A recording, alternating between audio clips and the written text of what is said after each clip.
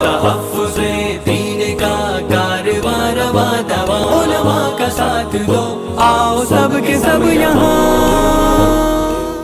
بسم اللہ الرحمن الرحیم، نحمدہ ونصلی ونسلم علی رسولہ الکریم وعلی آلہ واصحابہ واہل بیتہ واولیاء امتہ اجمعین۔ قال اللہ تبارک وتعالی فی القرآن المجید والفرقان الحمید وما ارسلناک الا رحمۃ للعالمین۔ آمنت باللہ ورسولہ وصدق اللہ المولانا العظیم۔ حضرت مولانا مفتی خلیل احمد صاحب شیخ الجامعہ جامعہ نظام الدین، حضرت مولانا مفتی نظام الدین صاحب جامعہ اشرفیہ مبارک پور، علماء ملت اسلامیہ، مشائخ کرام، جناب اسد الدین اویسی صاحب، دیگر مشاہیر و اراکین، معزز حاضرین و سامعین و ناظرین و سامعات، اس سے قبل کہ اس تاریخی متبرک مقدس معطر محبت بھری مجلس میں کچھ عرض کرنے کی جسارت کی جائے، آئیے ہم اور آپ مل کر اپنی اس حاضری کو بامعنی بنانے کی نیت سے بارگاہ نبوت اور بارگاہ اہل بیت نبوت میں درود پاک کا ہدیہ پیش کرنے کی سعادت اور دولت حاصل کریں۔ اللہم صلی علی سیدنا و مولانا محمد معدن الجود والکرم ومنبع العلم والحلم والحکم وعلی آلہ۔ میرے لیے یہ پہلا اتفاق ہے کہ میں حیدرآباد کی سرزمین پر اس تاریخی اور اہم جلسے کی زیارت، سنا تو سنا ہوا ہوتا ہے، دیکھا دیکھا ہوا ہوتا ہے، بلا شبہ یہ جلسہ بہت کچھ کہہ رہا ہے، بہت کچھ بتا رہا ہے، بہت کچھ پہنچا رہا ہے۔ یہ حیدرآباد شہر ہے اور کہتے ہیں کہ اس کا نام حیدر مولا علی کی وجہ سے رکھا گیا۔ یہ مولا علی سے ایک وجہ تسمیہ اس شہر کو حاصل ہے۔ ایک معمہ جو حل نہیں ہو رہا تھا وہ اس وجہ تسمیہ کو جان کے حل ہو گیا کہ یہاں شیر کیوں پیدا ہوتے ہیں، شیر کی پیدائش کی وجہ کیا ہے۔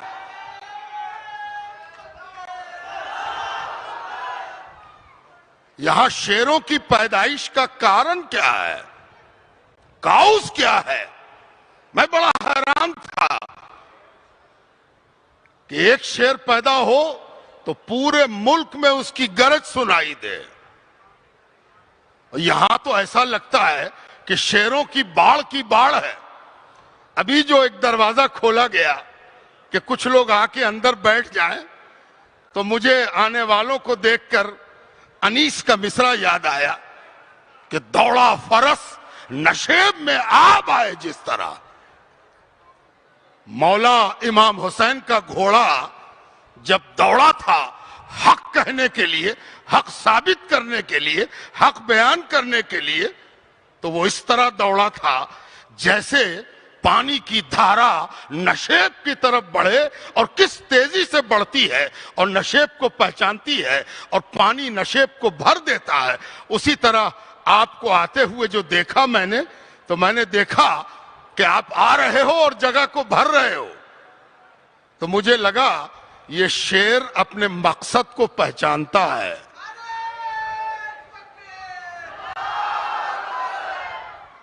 یہ حیدرآباد ہے. یہاں جب آبادی ٹھیک سے نہیں تھی تو ایک اللہ والا آیا تھا, اس کا نام شرف الدین تھا. وہ شرف الدین سہروردی, اس نے یہاں کی پہاڑی پر اپنا جھنڈا گاڑا تھا, اپنا مصلی بچھایا تھا, اپنا سجادہ بچھایا تھا, اور اس شرف الدین کی دعاؤں نے اس جگہ کو عجیب نعمت سے مالا مال کیا. میں اس کنیکشن کو بھی دیکھ رہا تھا کہ یہ شرف الدین آنے والے سہروردی تھے, سلسلہ ان کا سہروردیہ تھا. جانتے ہیں اس سے کیا ہوا؟ جیسے ہی ان کا قدم حیدرآباد پر پڑا, ایک سہروردی خاندان کے نام اس جگہ کو قدرت کے قلم نے لوح محفوظ پر لکھ دیا. یہ جو نظام آئے, آصف جاہی حکومت یہاں قائم ہوئی. آپ کو تو معلوم ہوگا کہ وہ شیخ الشیوخ شہاب الدین سہروردی کی اولاد میں تھے. ان کا سلسلہ نسب جس بزرگ سے ملتا ہے انہی کے خلیفہ ہیں شیخ شرف الدین پہاڑی والے حضرت. سہرورد کا جھنڈا کب گڑا اور نظام کب آئے, اور نظاموں نے اس جگہ کو جو تہذیبی پہچان دی, اس کے ساتھ ساتھ نظام کا ایک کنٹریبیوشن یہ بھی ہے کہ انہوں نے اس علاقے کی, اس آندھرا پردیش کی, جس کی سرحد نظام کے وقت میں مہاراشٹر کو چھوتی تھی, کرناٹک کو چھوتی تھی, گجرات کے بھی کچھ علاقوں کو سٹتی تھی, نظام نے یہاں کے کلچر کی, تہذیب کی, سنسکرتی کی, سبھیتا کی حفاظت کی. نظام چاہتے تو بہت سے نام بدل سکتے تھے, انہوں نے ناموں کو بدلا نہیں, ناموں کو اپنی جگہ رہا. پیٹ بھی رہا یہاں, پٹنم بھی رہا یہاں, اس سے کوئی فرق نہیں پڑتا. نظام نے یہاں کی سنسکرتی کی رکشا کی. یہ وہ جگہ ہے جہاں ایک یوسف نہیں, دو یوسف پائے جاتے ہیں. یہاں درگاہ یوسفین ہے. ایک یوسف پر زمانہ یوسف کی طرف دیکھنے کو مجبور ہوا. یہاں امت محمدیہ علی صاحب الصلاۃ والتسلیم کا دو یوسف لیٹا ہوا ہے. اور یہی وجہ ہے کہ اس شہر میں بہادری بھی ہے, خوبصورتی بھی ہے. اور خوبصورتی دراصل عمل کی ہوتی ہے. چہرہ خوبصورت ہو اس سے کام نہیں چلتا. اصل خوبصورتی تو عمل کی ہوتی ہے, حوصلے کی ہوتی ہے, طاقت کی ہوتی ہے, بہادری کی ہوتی ہے, اعلاء کلمت الحق کی ہوتی ہے. جو سچی بات حکمراں کے سامنے بول سکے, اس کو کہتے ہیں خوبصورت, اس کو کہتے ہیں یوسف. وہ یہاں دو پائے جاتے ہیں. یہ سلسلہ قادریہ, سلسلہ شتاریہ, سلسلہ ابو العلیہ کی جگہ ہے. یہاں بے شمار درگاہیں ہیں, بے شمار خانقاہیں ہیں, بے شمار امام بارگاہیں ہیں. یہ وہ جگہ ہے جہاں جامعہ نظامیہ جیسا مدرسہ ہے, جس کے فارغین پوری دنیا میں اس جگہ کی عظمت کا راگ الاپ رہے ہیں. یہ وہ جگہ ہے جہاں دائرۃ المعارف العثمانیہ پائی جاتی ہے, جو عربی زبان, اسلامیات, دینیات, حدیث, فقہ, عقائد, اصول فقہ, اصول حدیث اور تاریخ و تذکرہ پر دنیا جب بات کرے گی, اس کو اپنا قبلہ کبھی نہ کبھی حیدرآباد کی طرف دائرۃ المعارف العثمانیہ کے حوالے سے درست کرنا ہوگا. یہ وہ جگہ ہے جہاں عثمانیہ یونیورسٹی بنی، اور یہ وہ جگہ ہے جہاں نظام نے دو ایسے عظیم ادارے دیے کہ آج بھی جب کسی کو پیاس لگتی ہے اور اگر اس کی پیاس حسین ساگر سے نہیں مٹتی تو اس کے لیے نظام نے آصفیہ بھی بنا دیا ہے۔ آصفیہ لائبریری میں آ جاؤ، جیسی بھی پیاس ہو وہ تشنگی بجھ جائے گی۔ اور یہاں سالار جنگ میوزیم بھی ہے کہ اگر آپ کو مخطوطات اور قلمی کتابوں سے، تحقیق سے، مخطوطات سے، ریسرچ سے، شوध سے ہندوستان کی تاریخ، بھارت کا اتہاس، چاہے وہ اینشینٹ ہسٹری ہو یا میڈیول ہو یا ماڈرن ہو، سالار جنگ میوزیم اس کے لیے ہمیشہ تیار ہوتا ہے، جیسے کہ محققین کا وہ سالار ہو کہ انہیں راستہ دکھائے کہ آؤ تحقیق کرنی ہے، سالار جنگ میوزیم سے گزر جاؤ، ہو سکتا ہے کہ تمہاری تحقیق چمک بھی جائے، دمک بھی جائے۔ یہ ہے حیدرآباد، اور اس حیدرآباد میں 50 سال گزرنے کو آ رہے ہیں، 50 سال کی گنتی پوری ہونے جا رہی ہے اس جلسے کو۔ آسان بات نہیں ہے۔ اسلام نے ہمیں ایک اصول دیا ہے کہ اصل کمال کسی کام کو کرنا نہیں ہے۔ کوئی کام ہم نے کر دیا، کوئی اس کو کمال سمجھے تو سمجھا کرے، اصلی کام تو یہ ہے کہ جس صحیح کام کو تم نے شروع کیا ہے اس کو کرتے رہو، لگاتار کرنا، استقامت کے ساتھ کرنا، کرتے رہنا، یہ کمال ہے۔ اور 50 سال تک جلسے کا چلنا اس بات کی طرف اشارہ کر رہا ہے کہ یہاں کا شیر ایک بار گرج کے چپ نہیں ہوتا، گرجتا رہتا ہے، جب ضرورت پڑتی ہے گرجتا ہے، جب ضرورت پڑتی ہے اپنے وجود کا احساس دلاتا ہے۔ یہ ہے حیدرآباد۔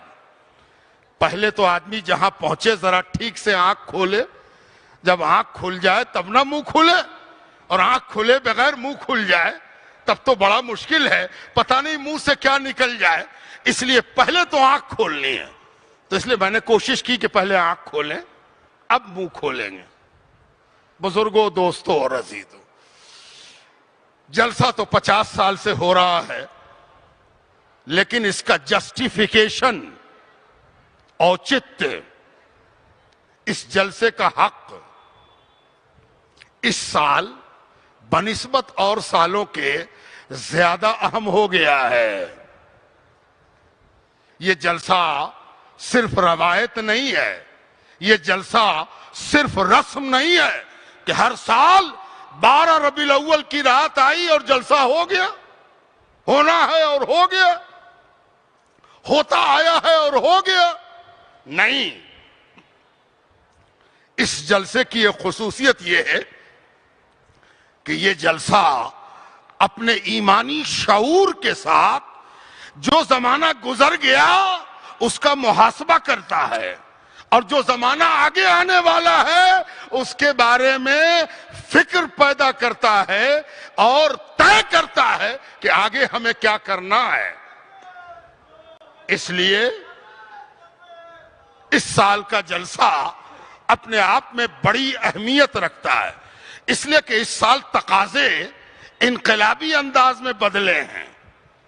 اب تقاضا روایتی نہیں رہا، تقاضا نیا ہے، چیلنجنگ ہے، آنکھ ملا کر دیکھنے کا وقت آ گیا ہے، سامنے سامنے آنکھ ملانا ہے، اور آنکھ ملانا سکھاتا ہے ہمیں ہمارا دین، ہمیں ہمارا کلچر، ہمیں ہماری روایت آنکھ ملا کر بات کرنا سکھاتی ہے، اور وہ بات کرنے کی تعلیم ہمارا جلسہ دیتا ہے، ہماری وہ یتھارتھ بھری، معنی بھری، مفہوم بھری، شعور بھری مجلس دیتی ہے، جس میں ہمارے دانشور اور علماء عوام کو ایک رخ دیتے ہیں، عوام کو ایک فضا دیتے ہیں، عوام کو ایک ٹارگٹ دیتے ہیں.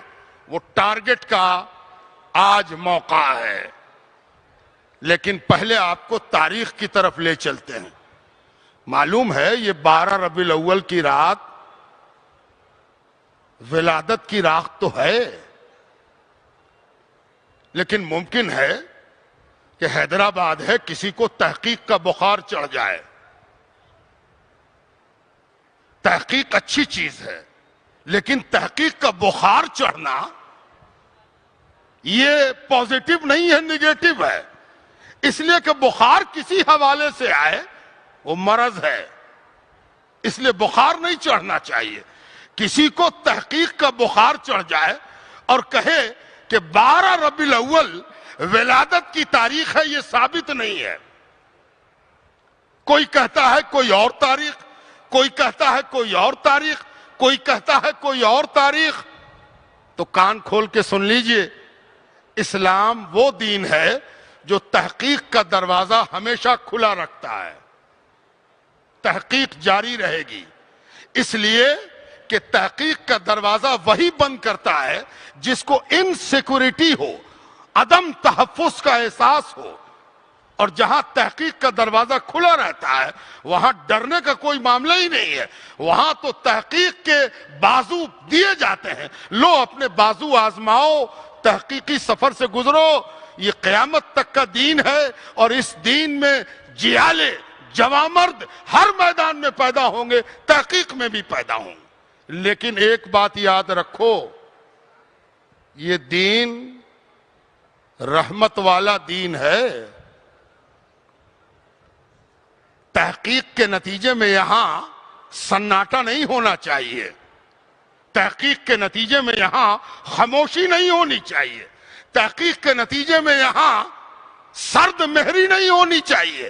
تحقیق جاری رہے گی، ہاں عملی اجماع بھی ہونا چاہیے، عملی طور پر اجماع ہو.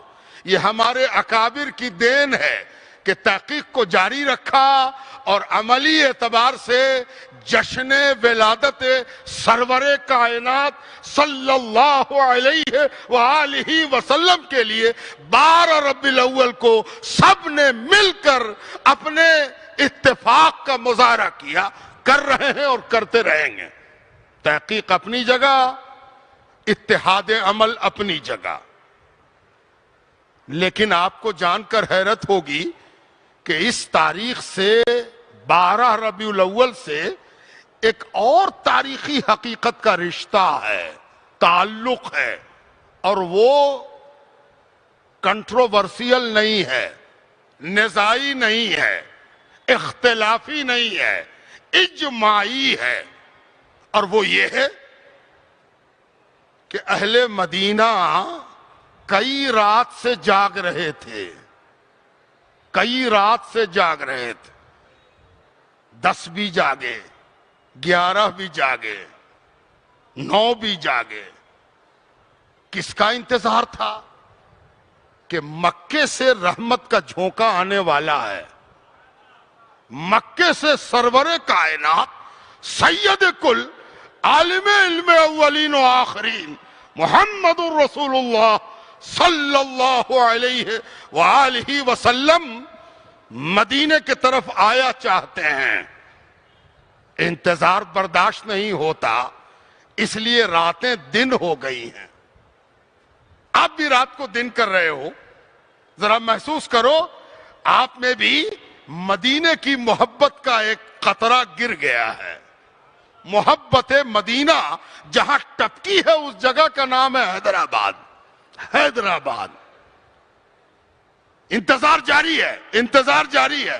12 کی رات آ گئی جس میں آپ بیٹھے ہو اور ہم بیٹھے ہیں. 12 کی رات ایک واقعہ ہو گیا، ایک معاملہ ہو گیا.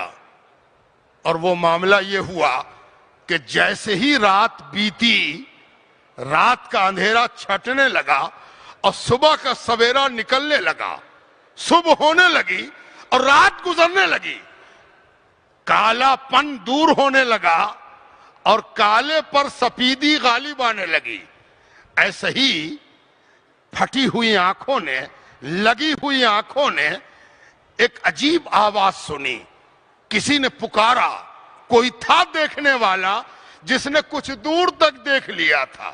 اس نے ایک عجیب اذان دی, ایک عجیب اذان, ایک عجیب پکار. راوی اس اذان کو نقل کرتا ہے. کیا پکارا تھا پکارنے والے نے؟ اللہ اکبر, جا رسول اللہ, جا رسول اللہ. اللہ سب سے بڑا ہے. اللہ کے رسول آ گئے, اللہ کے رسول آ گئے. یہ 12 ربیع الاول کی ڈوبتی ہوئی رات تھی, نکلتا ہوا سویرا تھا. اہل مدینہ دوڑ پڑے. جو جاگا ہوا تھا وہ دوڑ گیا. ایسا دوڑے لوگ, دیکھنے کا اتنا شغف تھا کہ جن کو موقع ملا وہ کھجور کے درختوں پر چڑھ گئے, اور چڑھ کر سپیدی اور اندھیرے کے درمیان اپنی بینائی کو سمیٹ کر رسول اللہ صلی اللہ علیہ وآلہ وسلم کو تلاش کرنے لگے. کہاں ہیں اللہ کے رسول؟ کیسے دیکھیں ان کو؟ جلدی سے ان کو دیکھ لیں. یہ دیکھنے کی تڑپ کی رات ہے 12 ربیع الاول. آج کی رات تڑپنے کی رات ہے, دیکھنے کو مچلنے کی رات ہے, دیکھنے کے بے چین ہونے والی رات ہے. یاد رہے اس پر کسی کا اختلاف نہیں ہے, یہ اجماع ہے کہ 12 ربیع الاول کو سرکار دو عالم سید الاولاق صلی اللہ علیہ وآلہ وسلم نے پہلا قدم رکھا مدینہ منورہ میں. کون مسلمان ایسا ہے جس کے کلیجے میں مدینہ نہ بستا ہو؟ مسلمان نہیں ہے جس کے سینے میں تو علینا ما دعا للہ دائی. کیا کہا اہل مدینہ نے؟ مل کے کہا, لحق کے کہا, لپک کے کہا. کیا کہا؟ طلع البدر علینا, ہم پر تو 14ویں کا چاند نکل آیا ہے. یہ نعت کی میزان لکھی جا رہی ہے, یہ نعت کا منشائب ہے. نعت جس سے پیدا ہوتی ہے یہ وہ منبع ہے, یہ وہ مخزن ہے جہاں سے نعت کے اصول طے ہو رہے ہیں. کیا کہا؟ طلع البدر علینا, ہم پر 14ویں کا چاند نکل آیا ہے. توجہ رہے ذرا, یہ اردو زبان نہیں ہے. آپ کی زبان اردو ہے, میری بھی مادری زبان اردو ہے. اردو بڑی پیاری, میٹھی, تہذیبی زبان ہے. اردو سے نفرت کرنے والے بہت دفعہ یہ بھول جاتے ہیں کہ اردو اسی بھارت کی پیدا ہے. یہ تو بھارت میں پیدا ہونے والے سے بھی محبت نہیں کر پاتے. دیش بھکتی کا صحیح شعور تو تب ہوتا کہ جیسے ہی ان کو پتا چلتا کہ یہ بھاشا پیور بھارتیہ ہے تو لپک کے اسے گلے لگا لیتے, بلکہ اس کا چرن چھو لیتے کہ اس کی بھی ماتری بھومی یہی بھارت ہے, یہ اردو زبان ہے. اس کا سارا مصدر اور اس کے سارے افعال سنسکرت کے ہیں. وقت نہیں ہے ورنہ میں آپ کو آپ کی زبان کے بارے میں کچھ کہتا. میں آگے بڑھتا ہوں. اردو میں چاند کہنے سے عید والا چاند جس کو دیکھ کے رمضان ختم ہو جاتا ہے, اور وہ بڑا والا چاند جس کو دیکھنے سے مہینہ ادا ہو جاتا ہے, اور وہ آخری والا چاند جس کو کھوجتے کھوجتے ایک دن مہین ہوتے ہوتے کھجور کی سوکھی ہوئی شاخ کی طرح پتلا اور دبلا ہو جاتا ہے اور پھر غائب ہو جاتا ہے. سب کو اردو میں چاند ہی کہتے ہیں. لیکن عربی زبان بڑی مالدار زبان ہے, بہت رچ ہے. وہاں چاند کے لیے بھی الگ الگ نام ہے, شکل بدلتی جاتی ہے, نام بدلتا جاتا ہے. اگر بہت پتلا والا چاند 29 تاریخ کو نظر آیا اور حیدرآباد میں گونجی آواز 29 کا چاند ہو گیا. اس کو عربی میں ہلال کہتے ہیں. ہلال. اسی لیے اس کے دیکھنے کو رؤیت ہلال کہتے ہیں, جس کو دیکھ کے فیصلہ ہوتا ہے. اور وہ چاند جب پورا ہو جاتا ہے اس کو عربی میں بدر کہتے ہیں. اور عام دنوں کا چاند 13 کا, 12 کا, 16 کا, 25 کا, 26 کا چاند عربی میں قمر کہلاتا ہے. جب شاعری کر رہے تھے اہل مدینہ تو وہ صرف شاعری نہیں تھی, عقیدت سے اور عقیدے سے لبریز تھی. نبی کے لیے کوئی چاند استعمال نہیں کیا. طلع البدر علینا, ہم پر وہ چاند نکلا ہے جو مکمل ہے, کوئی نقص نہیں ہے, کوئی کمی نہیں ہے, نہ گھٹنا ہے نہ بڑھنا ہے. یہ پورا پورا ہے, یہ مکمل ہے, یہ آخری ہے. اب اس میں کوئی نہ اضافہ ہوگا اور نہ اس میں آج کوئی کمی ہونے والی ہے. طلع البدر علینا, ہم پر مکمل چاند نکل آیا ہے. ایک بات اور ذہن میں رہے کہ بدر کی جگہ شمس کیوں نہ کہا؟ اہل مدینہ کہہ دیتے طلع الشمس علینا, ہم پر سورج نکل آیا ہے.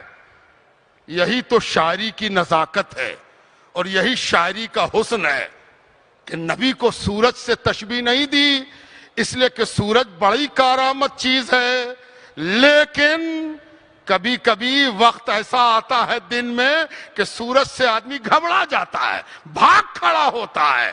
تو یہ سورج سے بھاگ کھڑے ہونے والی بات نبی کے لیے استعمال کے لائق نہ رہی. نبی رحمت ہے, اور رحمت وہ چیز ہے جس سے کبھی دل نہ گھبرائے, کبھی من نہ پریشان ہو, کبھی دماغ نہ وچلت ہو. وہ ہے بدر. طلع البدر علینا, ہم پر تو مکمل چاند نکل آیا ہے. اب ایک ڈر بھی ہوگا کہ کہیں ڈوب نہ جائے. 14ویں کا چاند بہت دیر تک رہتا ہے لیکن وہ بھی غروب ہو جاتا ہے. اہل مدینہ نے محل آمد سے یہ فائدہ اٹھایا اور کہا من ثنیات الوداع, یہ چاند وہاں سے نکلا ہے جہاں چاند غروب ہوتا ہے. اگر طلوع کی جگہ سے نکلتا تو غروب کا خدشہ تھا, یہ تو نکلا ہی ہے غروب کی جگہ سے, اس کے غروب ہونے کا کوئی خدشہ ہی نہیں ہے. من ثنیات الوداع. اب اس کے بعد ایمان کی بات کہی, وہی ایمان کا شجرہ ہے جو حیدرآباد تک پہنچا ہے. کیا کہا؟ وجب الشکر علینا, ہم پر اللہ کا شکر واجب ہو گیا ہے. جس سے پوچھنا ہے پوچھ لو, یہ شکر صرف 12 تاریخ کو ادا ہوتا ہے. بات سمجھ میں آتی ہے؟ یہ 12 تاریخ کو جو شکرانہ ادا ہوتا ہے اسی کی طرف اہل مدینہ اشارہ کر رہے ہیں. اور دیکھو اویسی صاحب کے سامنے نہیں کر رہے ہیں, مفتی نظام الدین صاحب کے سامنے نہیں کر رہے ہیں, مفتی خلیل صاحب کے سامنے نہیں کر رہے ہیں کہ کوئی مفتی دامن جھٹک دے کہ میرے سامنے تھوڑی کہا گیا ہے. یہ تو رسول اللہ صلی اللہ علیہ وآلہ وسلم کے سامنے کہا جا رہا ہے. وجب الشکر علینا, ہم پر اللہ کا شکر فرض ہو گیا ہے. فرض. 12 ربیع الاول کو نبی کی آمد کا, نبی سے جڑنے کا, نبی سے دامن پکڑنے کا, نبی سے وابستہ ہونے کا شکرانہ ادا کرنا صحابہ کی سنت ہے, مدینے کی سنت ہے جو اتر آئی ہے آپ کے پاس. کاہے کا شکرانہ؟ ما دعا للہ دائی. ارے یہ شکرانہ اس کا ہے کہ جو آیا ہے وہ رب کی طرف, اللہ کی طرف, حق کی طرف, رحمت کی طرف بلانے والا ہے. یہ وہ آیا ہے جو ہم کو اللہ کی طرف بلا کے لے کے جائے گا. یہ بلانے والا ہے اللہ کی طرف. یہ 12 کی رات اللہ کے طرف جانے کا راستہ دیکھنے کی رات ہے، اور اسی لیے اس کا شکرانہ واجب ہے۔ یہ نبی کے سامنے کہا گیا اور قیامت تک کے لیے پختہ ہو گیا کہ اب جس کو شک ہوگا وہ یہ سوچ لے کہ وہ شک کس پر کر رہا ہے۔ ایک اور علمی بات کہہ دوں، حیدرآباد کا مجمع ہے، کوئی اگر یہ سوچے کہ ابھی تو نبی آئے ہی ہیں، تربیت ہوئی نہیں، تعلیم ہوئی نہیں، سلیقہ سیکھا نہیں، جو کچھ کیا اپنی مرضی سے کیا، اپنے من سے کیا، گو کے بولنے والا بیجا جرات کر رہا ہے، بیجا ہمت کر رہا ہے۔ اسے معلوم ہونا چاہیے کہ کوئی چیز اگر اس کو عیب دار لگ رہی ہے تو اس کو تو عیب کی صحیح پہچان بھی نہیں ہے۔ عیب کی پہچان تو اسے ہے جو سر تاپا رحمت ہے۔ جب اس نے نہیں ٹوکا تو یہ کون ٹوکنے والا؟ لیکن قدرت بڑا خوبصورت جواب دیتی ہے۔ نبی کا دفاع اگر کوئی کرتا ہے تو وہ وہی ہے جس نے نبی کو بھیجا ہے۔ اللہ سبحانہ وتعالی 9 سال مدینے میں رہے سرور کائنات صلی اللہ علیہ وآلہ وسلم۔ 9 سال کے بعد جو غزوہ ہوا اسے ہم غزوہ موتا کے نام سے جانتے ہیں۔ سرکار دو عالم وہاں تشریف لے گئے، ایک عرصہ گزر گیا، ایک لمبا وقفہ گزرا، سرکار دو عالم مدینے سے دور رہے۔ جب پلٹ کے آئے تو ایسا لگا جیسے پہلے بار مدینہ آئے تھے ویسے ہی مدینہ لوٹے ہوں۔ تو اہل مدینہ نے پھر وہی کام کیا، دف بجا اور پڑھا گیا طلع البدر علینا من ثنیات الوداع وجب الشکر علینا ما دعا للہ داعی۔ یعنی 9 سال کی صحبت کے بعد بھی نبی کے آنے پر خوشی منائی گئی۔ تو 1 مہینے کے بعد، 1 مہینہ لگا تھا لگ بھگ، مورخین کہتے ہیں کہ 1 مہینہ ہو گیا تھا، 1 مہینے سے کچھ سوا، تو 1 مہینے میں طلع البدر پڑھ لیا جائے، جشن من جائے، اور 1 سال میں نہ بنے، ہر سال منے گا اور ہر سال منے گا اور ہر سال منتا رہے گا۔ حیدرآباد زندہ باد، مسلمانوں کی آبادیاں زندہ باد، اور دین اسلام کو بنگاہ انصاف دیکھنے والے زندہ باد۔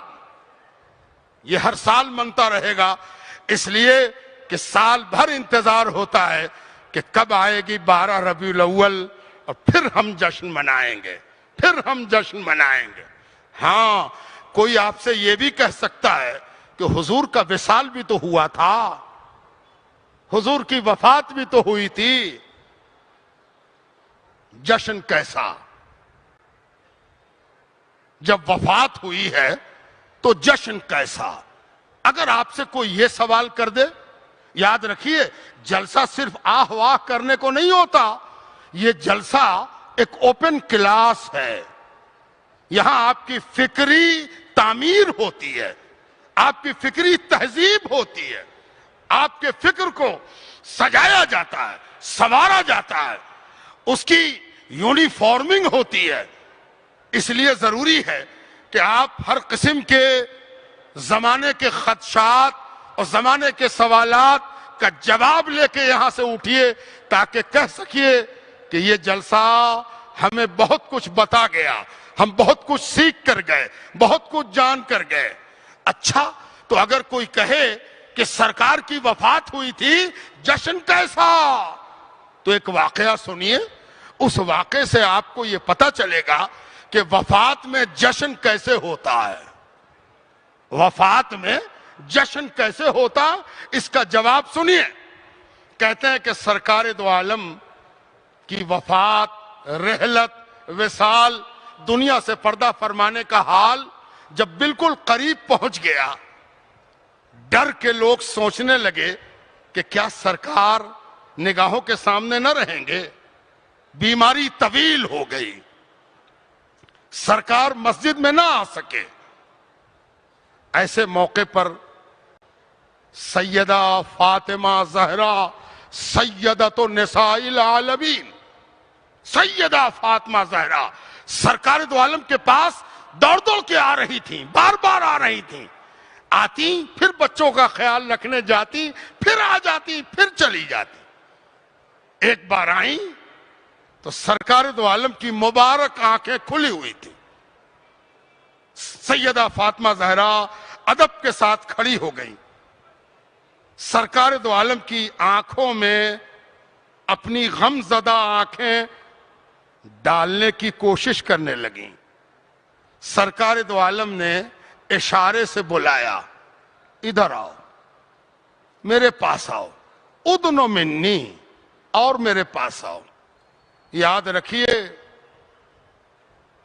نبی کی معراج یہ ہے کہ پروردگار کہے ادنو منی، آؤ میرے پاس، اور قریب آؤ، اے مصطفیٰ اور قریب آؤ، اے مجتبیٰ اور قریب آؤ، اے مرتضیٰ اور قریب آؤ، اے رحمت للعالمین اور قریب آؤ۔ یہ تو نبی کی معراج ہے۔ امتی کی معراج یہ ہے کہ کبھی نبی کہہ دے ادنو منی، آؤ میرے پاس آؤ، آؤ میرے پاس آؤ، آؤ میرے پاس آؤ۔ جیسے جیسے امتی رسول سے قریب ہوگا، جیسے جیسے قریب ہوگا، جتنا قریب ہوگا اسی قدر امتی کی معراج ہوگی۔ سیدہ فاطمہ زہرا سرکار دو عالم کے قریب گئیں، سرکار دو عالم نے کہا اور قریب آؤ، اور قریب آؤ۔ کچھ اور قریب گئیں، بستر کے پاس ہو گئیں تو سرکار دو عالم نے پوچھا، فاطمہ میرے بچھڑنے کا، میرے پردہ کرنے کا بہت غم ہے، میرے دنیا سے جانے کا بہت دکھ ہے، بہت درد ہے، بہت پریشانی ہے، سمجھ رہی ہو کہ ہم جا رہے ہیں اس لیے بہت غمزدہ ہو۔ یہ ایسا سوال تھا جس کا جواب کوئی امتی نہیں دے سکتا، اور اگر دے سکتا ہے تو اس کے لیے الفاظ کافی نہیں ہوں گے۔ سیدہ فاطمہ زہرا کی آنکھوں سے آنسوؤں کی دھار بہ نکلی، آنسو بہنے لگے، رخسار پر بہنے لگے۔ سرکار دو عالم نے سیدہ فاطمہ زہرا کو دیکھا تو کہا اور قریب آؤ۔ سیدہ فاطمہ زہرا رو رہی ہیں اور اضطراب سے رو رہی ہیں، تھر تھر کانپ رہی ہیں۔ سرکار دو عالم نے کہا اور قریب آؤ فاطمہ، جھک گئی فاطمہ، کہا اور قریب آؤ۔ کان سرکار دو عالم کے دہن اقدس سے سٹ گیا۔ حضور پاک علیہ السلام نے کچھ کہا، کچھ فرمایا، پتہ نہیں کیا کہا، کیا فرمایا۔ غم کی انتہا پر بے ساختہ روتی ہوئی فاطمہ کھل کھلا کر ہنس پڑی، کھل کھلا کر ہنس پڑی۔ سیدہ عائشہ صدیقہ رضی اللہ تعالی عنہا حجرہ اقدس میں موجود حیرت سے دیکھ رہی ہیں کہ آج تک ایسا دیکھا نہ سنا کہ غم اپنی انتہا کو چھو رہا ہو اور اس پر مسرت غالب آ جائے۔ غم پر، دکھ پر خوشی، فرحت غالب آ جائے، ایسا تو کبھی دیکھا نہیں۔ آج فاطمہ کو کیا ہو گیا ہے؟ ایک طرف تو رونے کی انتہا ہے اور دوسری طرف خوشی کی انتہا میں اس طرح ہنس پڑی کہ دندان مبارک ظاہر ہو گئے۔ بس یہی تو راز ہے کہ غم میں خوشی کیسے منائی جاتی ہے، غم کے باوجود خوشی کیسے ہوتی ہے۔ یہ راز آپ ہی کو نہیں تنگ کر رہا ہے، سیدہ عائشہ صدیقہ کو بھی یہ راز جاننے کی بڑی فکر ہوئی، ہر امتی کو ہوگی، اور وہ تو امتی کی ماں ہیں، ام المومنین سیدہ عائشہ صدیقہ رضی اللہ تعالی عنہا نے مناسب وقت تلاش کیا۔ سرکار دو عالم کے پردہ فرمانے کے کچھ دنوں کے بعد ایک دن موقع مل گیا، سیدہ فاطمہ زہرا کو انہوں نے پکڑا اور ایک طرف کنارے لایا اور کہا، فاطمہ ایک بات جاننا چاہتی تھی کہ اس روز جب تم بے حد غمزدہ تھی تو سرکار دو عالم صلی اللہ علیہ وآلہ وسلم نے تم سے کیا کہا کہ تم ہنس پڑی؟ کیا معاملہ تھا؟ فاطمہ بتاؤ نا۔ سیدہ فاطمہ زہرا نے بڑے ادب کے ساتھ اپنی کلائی چھڑائی اور کہا اس کو راضی رہنے دیجیے۔ حضور پاک علیہ السلام نے بڑے پردہ داری کے ساتھ مجھ سے کہا تھا، اور اس سوال و جواب کا تقاضا یہی ہے کہ میں ظاہر نہ کروں، لیکن حضرت عائشہ نے اور کس کے پکڑا اور کہا اے فاطمہ، مجھے معلوم ہے کہ روئے زمین پر سرکار دو عالم کو جو ذات سب سے زیادہ محبوب تھی وہ تم ہو، اور میں یہ بھی جانتی ہوں کہ اے فاطمہ، اس روئے زمین پر تم کو جو سب سے زیادہ محبوب ہے وہ محمد رسول اللہ ہے صلی اللہ علیہ وآلہ وسلم۔ اے فاطمہ، تم کو اسی کی قسم ہے جو تم کو اس روئے زمین پر سب سے زیادہ پسند ہے کہ آج تم کو بتانا ہوگا کہ سرکار دو عالم نے کیا کہا۔ کیا کہا وہ بتاؤ آج۔ سیدہ فاطمہ زہرا سلام اللہ علیہا پریشان خاطر ہوئی، پھر آخر اصرار پر تیار ہو گئیں اور فرمایا سرکار دو عالم نے مجھ سے کہا اے فاطمہ، میرے ہجر کا، میرے فراق کا، مجھ سے دور ہونے کا، مجھ سے بچھڑنے کا بہت غم ہے۔ تو فاطمہ رونے لگی۔ میں نے عرض کیا سیدہ فاطمہ نے میں رونے لگی، تو سرکار دو عالم نے مجھے کان میں ایک بات کہی، جانتی ہو فاطمہ، میرے بچھڑنے کے بعد سب سے پہلے مجھ سے کون ملے گا؟ سب سے پہلے کون ہم سے ملاقات کرے گا؟ کون ہے جو ہجر سے وصل تک پہنچے گا؟ سیدہ فاطمہ زہرا نے حسرت سے اپنے بابا جان کے کان سے اپنا کان ان کے منہ سے لگائے ہوئے پوچھ دیا، یا رسول اللہ، وہ خوش قسمت کون؟ سرکار دو عالم نے فرمایا اے فاطمہ، فاطمہ وہ تم ہوگی، جو سب سے پہلے مجھ سے ملے گی وہ تم ہوگی۔ سیدہ فاطمہ زہرا کہتی ہیں بچھڑنے کا غم ملنے کی خبر سے خوش ہو گیا۔ ملنا نبی کا، آنا نبی کا، ولادت نبی کی، نبی سے ملاقات، نبی سے قرب کا تصور، یہ اتنا احساس فرحت رکھتا ہے کہ غم کا احساس بھی اس سے مغلوب ہو جاتا ہے اور خوشی غالب آ جاتی۔ تو بزرگوں، دوستوں اور عزیزوں، یہ جو جشن ہے یہ اس بات کی علامت ہے کہ ہم بھی قرب نبی، استقبال نبی، ملاقات نبی کے لیے اپنی آنکھیں بچھائے ہیں، اور ہمیں وعدہ یاد ہے کہ نبی سے ملاقات ہو کر رہے گی، اس لیے غم بچھوڑنے کا ملاقات کے وعدے سے مغلوب ہے۔ رحمت للعالمین، ظاہر ہے کہ آپ کی رات اب کافی ہوا چاہتی ہے، تو آپ قسم قسم کے مقرروں کو سن چکے ہیں، سب وقی ہیں، اہم ہیں، مستند ہیں، لیکن پھر بھی ایک دسترخوان پر کتنی ڈش کھائیے گا؟ ایسی ایسی ڈش آپ نے کھا لی ہے کہ ممکن ہے کہ آپ کی طبیعت پریشان ہو رہی ہو، اس لیے میں زیادہ سما خراشی نہیں کروں گا۔ مجھے معلوم ہے کہ یہاں کا جلسہ انہی وقتوں میں تمام ہوا چاہتا ہے، اس لیے میں سمیٹتے ہوئے آ جاتا ہوں اس طرف کہ آج ایک مسئلہ ہم لوگوں کے سامنے ہے کہ ہمارے رحمت للعالمین پر کسی نے انگلی اٹھانے کی کوشش کی ہے نا؟ لیکن ایک افسوس کی بات ہے کہ انگلی اٹھانے والے نے دشمنی کرنا بھی نہیں سیکھا ہے۔ دشمنی کے بھی کچھ آداب ہوتے ہیں، اگر آپ کو دشمنی کرنی ہے تو اس کا بھی کوئی ڈسپلن ہے، کوئی انوشاسن ہے۔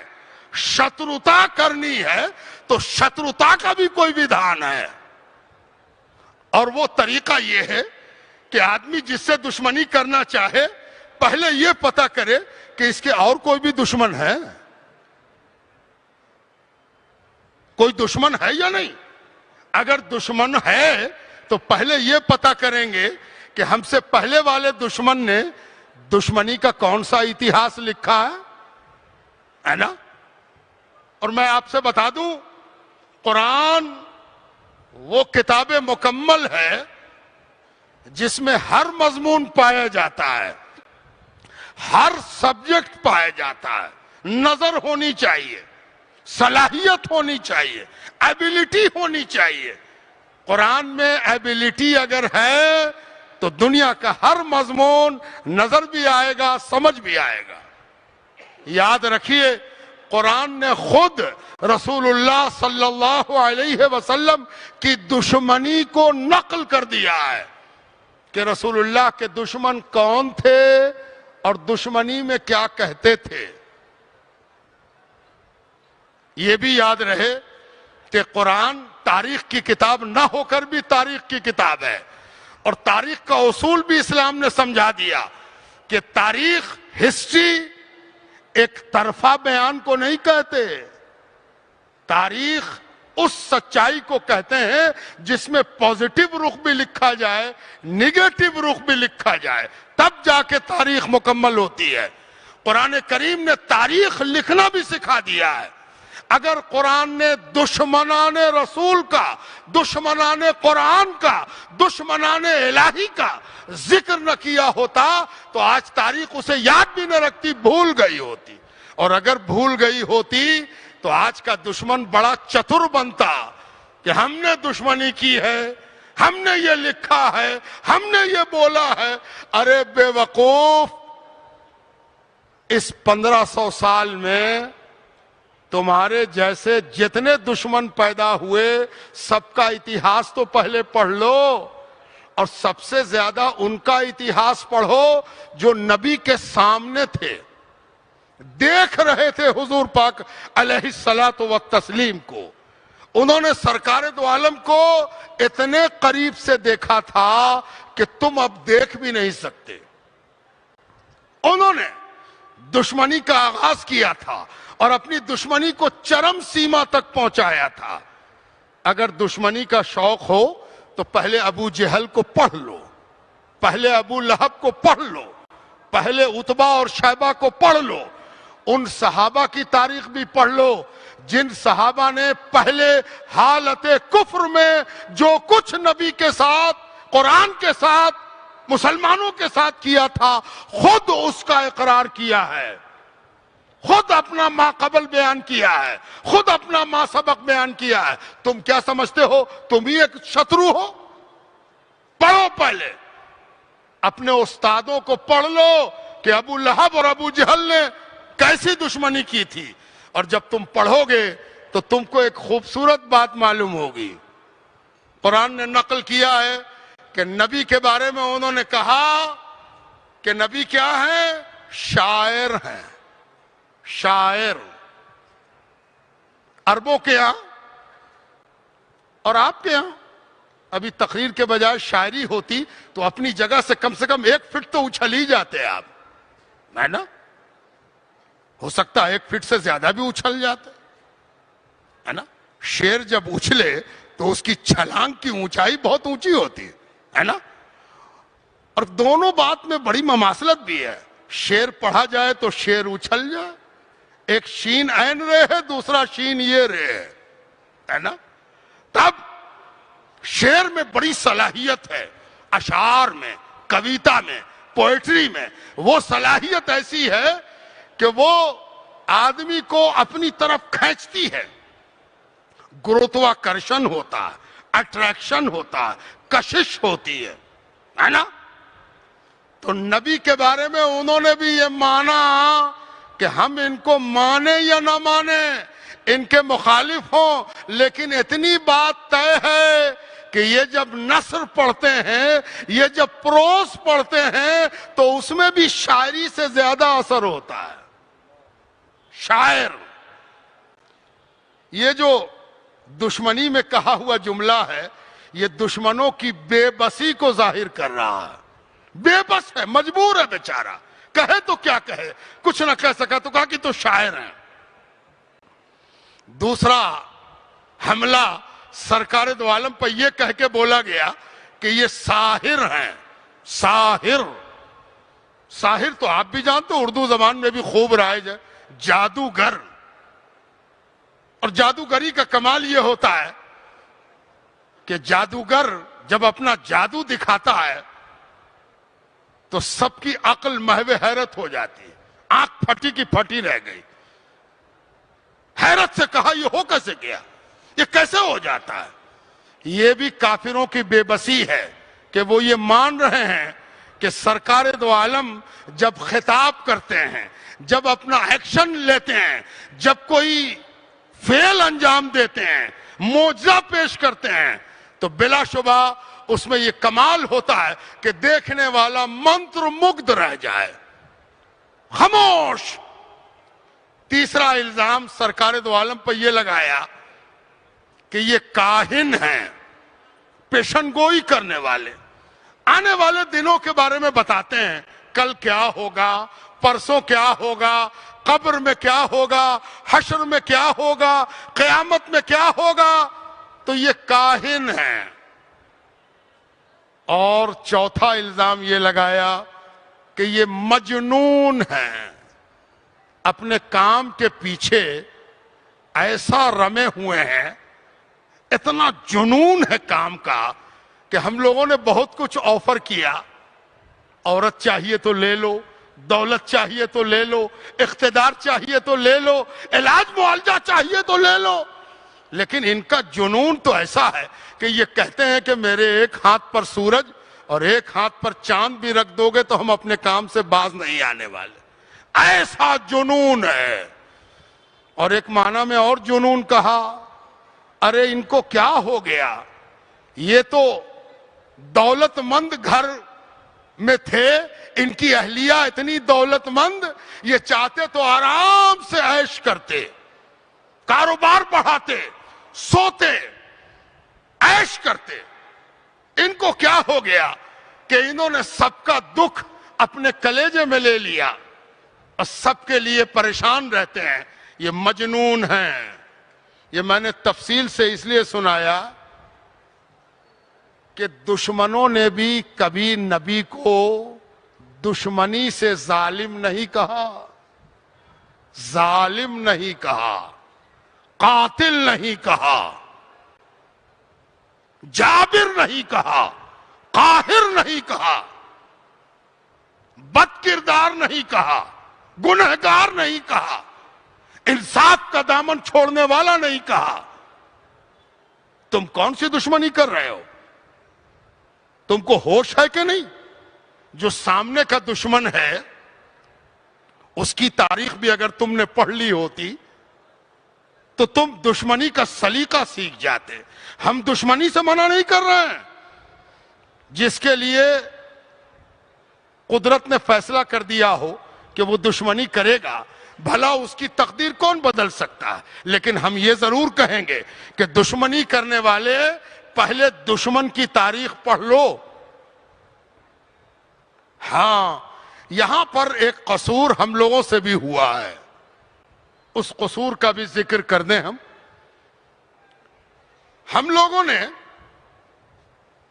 ادھر کچھ برسوں سے، 1 صدی 2 صدی 3 صدی سے اپنا مخاطب پہچاننے میں بھول کر دی ہے.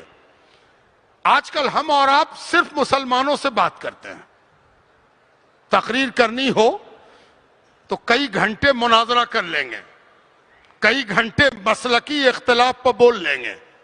لیکن اگر ان سے کہا جائے کہ ذرا غیر مسلم سے خطاب کر لیجئے، ذرا ان کی بھاشا میں بات کر لیجئے، ذرا ان سے اسلام پیش کر دیجئے، ذرا سیرت نبوی غیروں سے بیان کرنا ہے بیان کر دیجئے، تو اس کی اسکل، اس کی صلاحیت، اس کی چھمتا بہت کم بولنے والوں میں پائی جاتی ہے، بہت کم پیش کرنے والوں میں پائی جاتی ہے. یہ بھی ایک وجہ ہے کہ ہم نے جب نبی کو سمجھانے کی کوشش چھوڑ دی، نبی کو پیش کرنے کی کوشش چھوڑ دی. آخری بات کہ نبی رحمت للعالمین ہے اور ہم لوگوں کی بحالی ہوئی ہے رحمت بانٹنے کو. سرکار دو عالم رحمت کی سرکار ہیں، اور ہم سب چند ٹکے کے ملازم ہیں اس سرکار رحمت پناہ کے. ہمارا کام اتنا ہی ہے کہ نبی سر تاپا رحمت ہے, ہمیں اس رحمت کو پہنچانا ہے. لے لو رحمت, لو رحمت, لو رحمت کا یہ شق, لو رحمت کا یہ رنگ, لو رحمت کا یہ ڈھنگ, لو رحمت کا یہ انداز. نبی کی رحمت کو پہنچانے میں, دینے میں, پہچانوانے میں ہم سے چوک ہو رہی ہے. آج کا پیغام یہ ہے آپ کے لیے, آپ جو نوجوان ہو اور کثرت سے نوجوان نظر آ رہے ہیں. ایک صاحب کہہ رہے تھے کہ ہندوستان جوان ملک ہے, اتنے جوان کہیں پائے نہیں جاتے. لیکن یہ بڑا اہم مسئلہ ہے کہ ہم ان جوانوں کو دے کیا رہے ہیں. صحیح ہے کہ ہندوستان جوان ملک ہے, اللہ اس ملک کو اور جوان کرے, اللہ اس ملک کو اور جوانی دے, اللہ اس ملک کو اور طاقت دے. یہ زیادہ خوشی کی بات نہیں ہے کہ جوان بہت ہیں یہاں. خوشی کی بات تو یہ ہوگی کہ ان جوانوں کو ہم کس چیز کا پیامبر بنا رہے ہیں, کس چیز کا پیغمبر بنا رہے ہیں, کس چیز کا دوتک بنا رہے ہیں. ان جوانوں کو ہم کام کیا دے رہے ہیں؟ ایک تو ہم نے بے روزگار کر دیا, ہم نے بیکار کر دیا, اور پھر کیا دیا؟ ان جوانوں کو نفرت دیا, ان جوانوں کو تعصب دیا, ان جوانوں کو بغض دیا, ان جوانوں کو عداوت دیا, ان جوانوں کو گالی بکنا سکھایا, ان جوانوں کو لنچنگ سکھایا, ان جوانوں کو انسانیت سے دور لے جانے کا کام کیا. یہ جلسہ سیرت اسی لیے منعقد ہوتا ہے کہ ہم اپنے جوانوں کو بتاتے ہیں کہ ہمارا نبی رحمت ہے, اور ہم اگر کسی کو دے سکتے ہیں تو وہ ہمارے نبی کی رحمت ہے. اور رحمت کا اصول یہ ہے کہ آپ سرکار دو عالم سے صرف نماز پڑھنا مت سیکھیے, صرف روزہ رکھنا مت سیکھیے. آپ کو یہ بھی سیکھنا ہے کہ سرکار دو عالم نے اپنے دشمنوں کے ساتھ کیسا سلوک کیا. یہ بات ختم کر رہا ہوں, بات کو تمام کر رہا ہوں, اور بات اس موڑ پر پہنچ گئی ہے کہ دشمنوں کے ساتھ رسول نے کیا سلوک کیا. یہ ہم کو اپنے رسول سے سیکھنا ہے. یاد رکھیے, ظلم کے بجائے, ظلم کے مقابلے میں, آتنک کے مقابلے میں اگر آتنک رکھا جائے تو یاد رکھیے مکے کے آتنکی, عرب کے آتنکی, ان کے لیے آتنک پسندیدہ چیز تھی. اگر ان کے ساتھ آتنک برتا جاتا تو جانتے ہیں کیا حشر ہوتا. آپ کو معلوم ہے کہ ابو جہل جب بدر کے میدان میں قتل ہو رہا ہے, لڑائی میں مارا جا رہا ہے, تو اس کو مرنے کا افسوس نہیں ہے. جانتے ہیں وہ کیا کہتا ہے کاٹنے والے کو؟ کہتا ہے کہ اچھا تم کاٹو گے, اچھا ایسا کرو یہاں سے مت کاٹنا, یہاں پر سے کاٹنا, گردن پوری سلامت رکھنا. مارنے والے کو بات سمجھ میں نہ آئی کہ یہ مر رہا ہے, اور مرتے وقت کہتا ہے کہ گردن ذرا اونچی کاٹنا. تو ابو جہل کہتا پوچھو کیوں؟ قتل کرنے والے کو اتنی جلدی ہے کہ پوچھے کیوں؟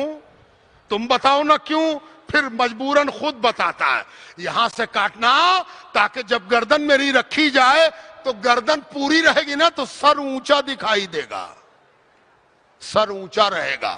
یہاں سے کاٹنا, یہاں سے مت کاٹ دینا, سٹا کے مت کاٹنا, یہاں سے کاٹنا تاکہ میرا سر اونچا رہے. پتا چلا کہ ان کے ساتھ اگر ظلم کیا جاتا, ان کے ساتھ اگر جبر کیا جاتا, ان پر ظلم ڈھایا جاتا, تو یہ اور اپنے کو ہیرو سمجھتے.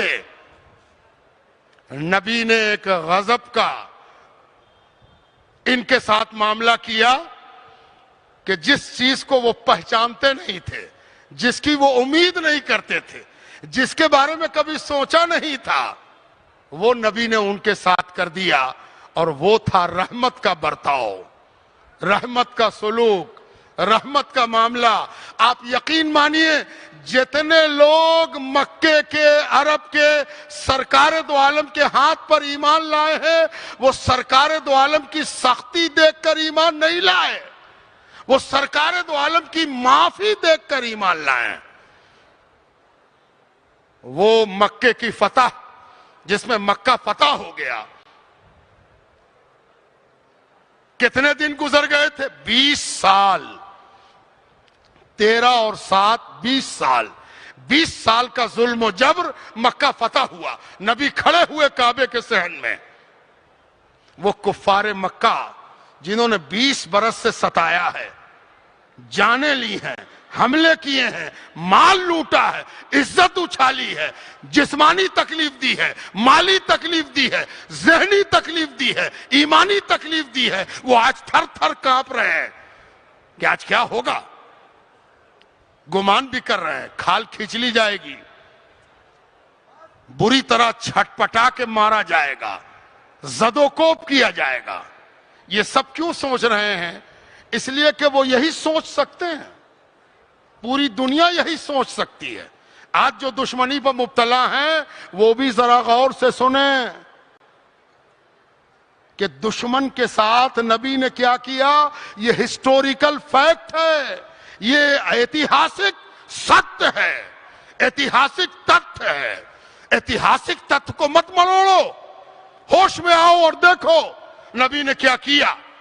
نبی کھڑے ہوئے تو اہل مکہ کی آنکھیں ڈری ہوئی تھیں, پلکیں جھپک نہیں رہی تھیں, اور نبی نے خطاب کیا, اذهبوا انتم الطلقاء لا تثریب علیکم اليوم. سنو اے مکے والو, اے کل کے ظلم کرنے والو, اے ڈرے سہمے لوگ, سمجھ رہے ہو کہ تم سے بدلہ لیا جائے گا اور تم کو غلام بنایا جائے گا. سنو, اذهبوا انتم الطلقاء, جاؤ تم سب آزاد ہو, جاؤ تم سب کو آزاد کیا جاتا ہے, بخشا جاتا ہے. یہ نہیں کہا انتم الطلقاء. میں سمجھتا ہوں عربی زبان میں پہلی بار یہ لفظ استعمال ہوا ہے سرکار دو عالم کے زبان مبارک سے. طلقاء, تم سب آزاد ہو. لا تثریب علیکم اليوم, آج تم سے کچھ نہیں پوچھا جائے گا کہ کل تم نے کیا کیا تھا, کل تم نے کیا کیا تھا, یہ پوچھا بھی نہیں جائے گا. قتل و غارت گری کے عادی پھٹی آنکھوں سے نبی کو دیکھ رہے ہیں, پھر دوڑتے ہیں, ایک ایک کر کے دوڑتے ہوئے آتے ہیں اور نبی کا دامن پکڑتے ہیں اور نبی سے کہتے ہیں, آج سے پہلے اس دنیا میں سب سے زیادہ جس سے نفرت کرتا تھا وہ آپ تھے, لیکن ابھی جو آپ نے کہا ہے اس نے ہماری کایا پلٹ دی ہے. آپ نے جو کہا ہے وہ صرف نبی کہہ سکتا ہے, نبی کے علاوہ کوئی نہیں کہہ سکتا. اے نبی اپنا کلمہ پڑھائیے. یہ ہے وہ رحمت کا معاملہ جو ہمارے رحمت للعالمین نے دنیا کو دکھایا. رحمت للعالمین ایک فارسی کے 4 مصرے پر میں اپنی بات تمام کرتا ہوں کہ یاد او سرمایہ ایمان بھود.